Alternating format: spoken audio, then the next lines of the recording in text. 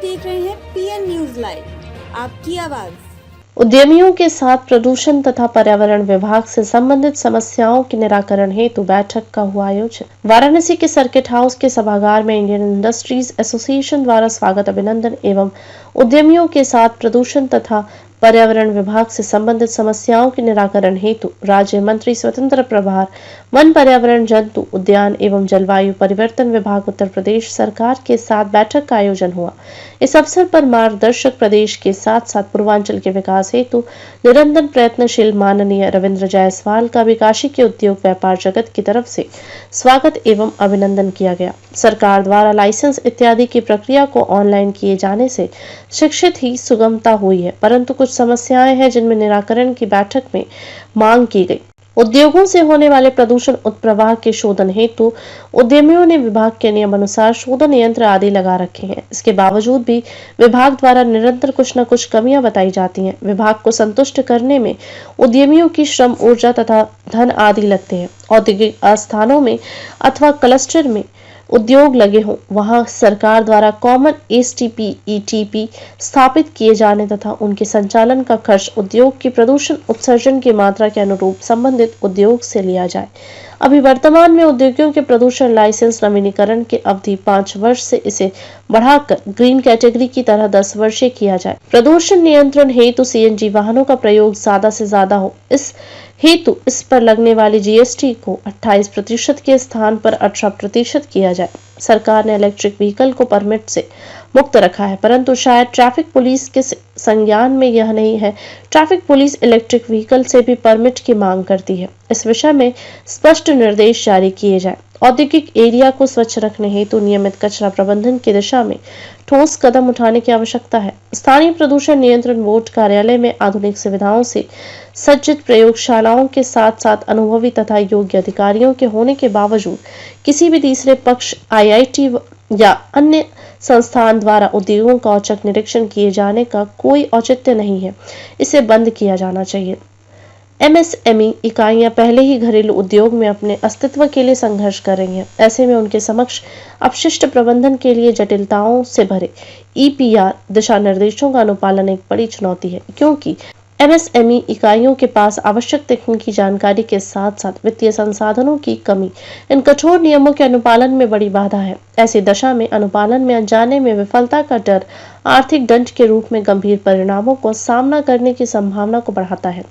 सूक्ष्म एवं लघु उद्योगों के लिए ऐसे कठिन अनिवार्य प्रावधानों के बनाने से पूर्व उनकी परिस्थितियों पर विचार अवश्य करें। ईपीआर पोर्टल में भी कई खामियां हैं, जैसे कि ज्यादातर टाइम पोर्टल मेंटेनेंस में चला जाता है, गलत लायबिलिटी शो करता है जिसके द्वारा उद्यमी अपना वार्षिक विवरणी फाइल नहीं कर पाता है एवं पेनाल्टी का शिकार होता है। कम से कम पहले पोर्टल को सही करना अति आवश्यक है।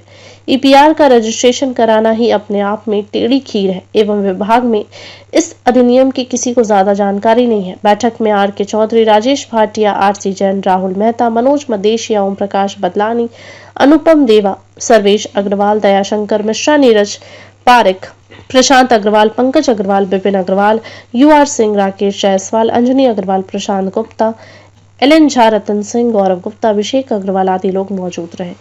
आपको कुछ ऐसी चीज़ों के बारे में सुझाव देना चाहते हैं कि जिसमें मैं समझता हूँ कुछ नीति संबंधित है और कुछ ऐसी समस्या है जिनमें ध्यान दिए जाने की आवश्यकता है। शहरों की तर्ज पर औद्योगिक क्लस्टरों में कॉमन एसटीपी का स्थापित कर संचालन, उसका खर्च जो है उद्योगों से पॉल्यूटेड उत्प्रवाह की मात्रा अनुसार लिया जाए। मेरा आशय यह है कि आप जो भी क्लस्टर हैं या औद्योगिक क्षेत्र हैं, वहाँ अगर कॉमन ईटीपी की स्थापना कर दी जाए और उसमें सरकार के ऊपर किसी प्रकार का बोझ नहीं पड़ेगा, उसका जो खर्च हो तो जो पॉल्यूटेड इंडस्ट्री हैं जिनका उत्प्रवाह होता है वो उसको शेयर करेंगे उस अनुपात में। तो मैं समझता हूँ जो ये रोज़ की समस्याएं हैं, रोज़ की नोटिसें हैं, उससे काफ़ी हद तक छुटकारा मिल सकता है। कुछ औद्योगिक क्लस्टरों में ग्राउंड वाटर का लेवल बहुत ऊपर है, जिससे वर्षा का जल संचयन मुश्किल है। इसलिए उन क्षेत्रों को रेन वाटर हार्वेस्टिंग सिस्टम लगाने की बाध्यता से मुक्त रखा जाए। उनकी व्यवहारिकता जांच ली जाए पहले कि यहाँ एक वाटर का लेवल क्या है, क्योंकि जब वाटर का लेवल इतना ऊपर है तो रेन वाटर हार्वेस्टिंग का कोई औचित्य नहीं है।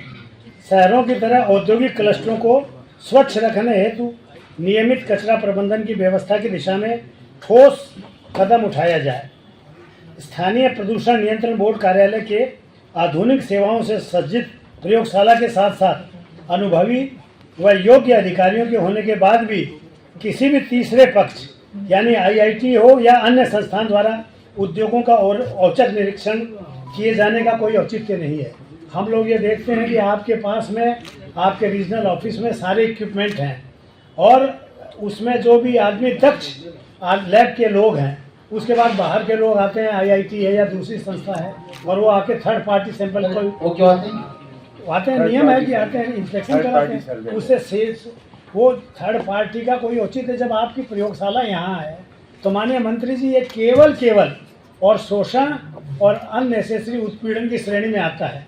आप विचार कर लें, और जहाँ नहीं है वहाँ आप थर्ड पार्टी कराइए, आपकी फुल फ्लेज लैब पे।